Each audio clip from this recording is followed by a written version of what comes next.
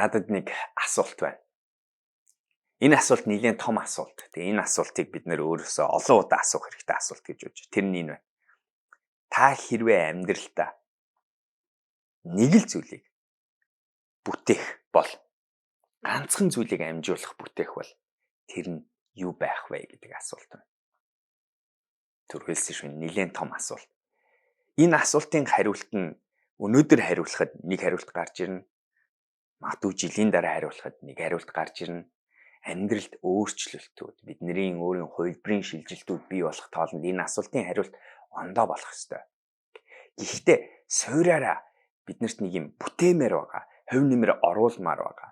Утга учир бүхий бидний сэтгэлийг зовоодог, бас дээрэс нь бүтээчих юм бол маш их таашаалыг бий болгох, үн цэнийг бий болгох, нэр, ус гэдэг зүйлийг, legacy гэдэг зүйлийг бий болгох нэг зүйл байгаад.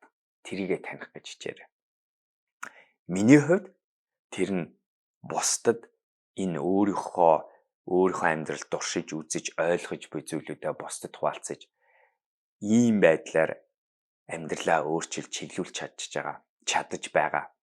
Хэцүү цаг үеэс өөрийнхөө хүссэн амьдралыг бий болгож, тэгээ бусдад нэмэр болгож байгаа тийм хүмүүсийг бий болгох бол яарахгүй миний нэг амжуулмаар байгаа амьдралдаа хиймээр байгаа нэг зүйл байгаад байгаа.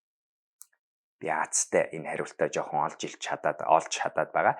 Хүн болгонд тийм боломж одоохондоо байхгүй. Тийм болохоор бид нэр асууж эхлэх хэрэгтэй. За, хэрвээ энэ асуултууд таалагдж байгаа бол би энэ асуултуудаа өөрийнхөө Балер өдрөг бот 2-ийнхоо 216 дугаар хуудсан дээр байгаа.